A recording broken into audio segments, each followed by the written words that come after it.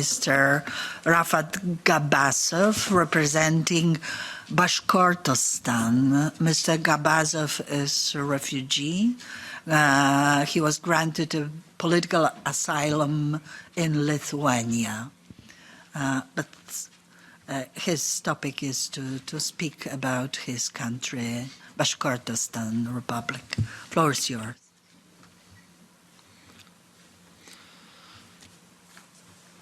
Хурметли милләттәштәр. Добрый день, уважаемые друзья. Я представляю Башкирское национальное движение. Также я являюсь членом Лиги свободных наций, куда входят десятки представителей колонизированных народов от Российской империи. Ну и, конечно, я являюсь частицей 2-миллионного башкирского народа, который сегодня, как я уже сказал, колонизирован Москвой. Война в Украине длится почти год. И можно уже с уверенностью сказать, что в дальнейшем нас всех ждет. Во-первых, это, конечно же, неминуемое поражение России и возврат Украине всех ее оккупированных земель. Во-вторых, это то, что после поражения в войне с Украиной Россию ждет большая смута. Произойдет ли это при жизни Путина или после его смерти, не так важно. Главное, что это случится неминуемо. А теперь самое главное.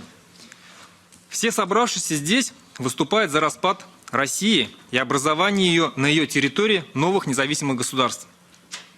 Башкирское национальное движение, которое я здесь представляю, также борется за независимость Башкортостана.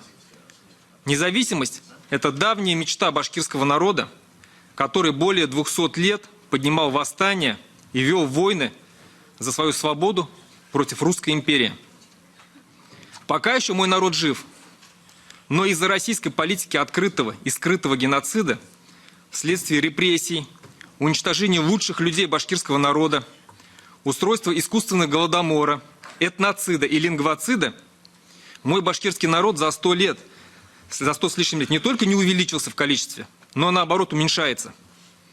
В 1921 году в отношении моего народа был произведен искусственный голодомор. Мы его называем геноцидом. Когда башкиры за 2 года потеряли более 700 тысяч человек. Сегодня в результате лингвоцида 1/3 башкирского народа не считает башкирский язык своим родным языком. Башкиры не могут получить не только высшее образование, но и полное школьное образование на родном языке. Сегодня преследуют и сажают лидеров башкирского национального движения. Так, например, сейчас отбывает срок один из лидеров башкирского народа Айрат Дильмухаметов. Ему дали 9 лет строгого режима только за то, что он хотел переформатировать эту федерацию на новых условиях. Сегодня запрещают башкирской национальной организации. Я один из основателей организации «Башкорт». Так, эту организацию «Башкорт» в 2020 году запретили и признали экстремистской на территории России только за то, что она защищала права и интересы башкирского народа. Только независимость Республики Башкортостан сможет спасти мой народ от полной ассимиляции и растворения в русской массе. В условиях глобального мира процесс ассимиляции происходит еще быстрее. У нас осталось очень мало времени. Но давайте признаемся честно, что Большой Запад, как видимо, сегодня не заинтересован в распаде России и освобождении ее народов. Как бы нам этого не хотелось. Да, большее участие в распаде России высказывают Балтийские страны, Польша, ну и, конечно, сама Украина. Но все остальные западные страны к такому варианту развития событий прохладны. И мы по истечению года не сумели их в этом убедить. Теперь что нас всех ждет? Все мы здесь представляем разные национальные республики и регионы страны. Все мы держим со своими регионами связь и знаем, как обстоят дела на местах.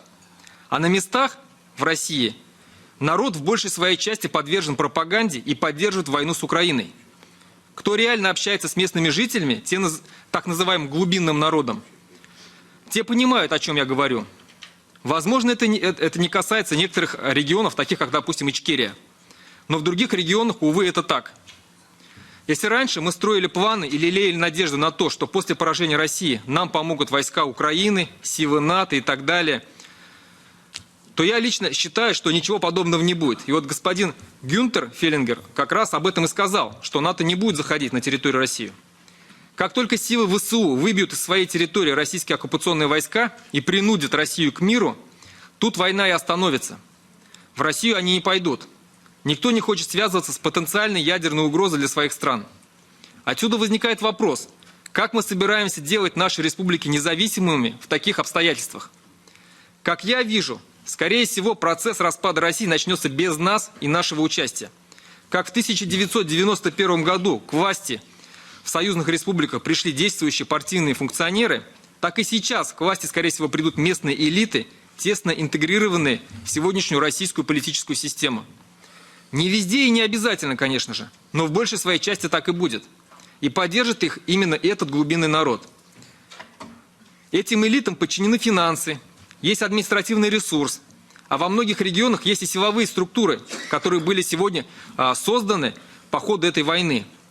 Скорее всего, они и придут к власти на первое время, где-то силовым путем, узурпировав власть, а где-то через выборы.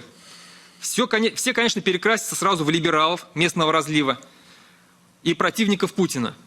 Москва уже не сможет никому ничего указывать, ибо сама погрязнет в разборках за власть. Какого-либо сопротивления этому на местах организовано, скорее всего, не будет. Просто потому, что оппозиционные силы давно разгромлены, а гражданское общество так и не сформировалось.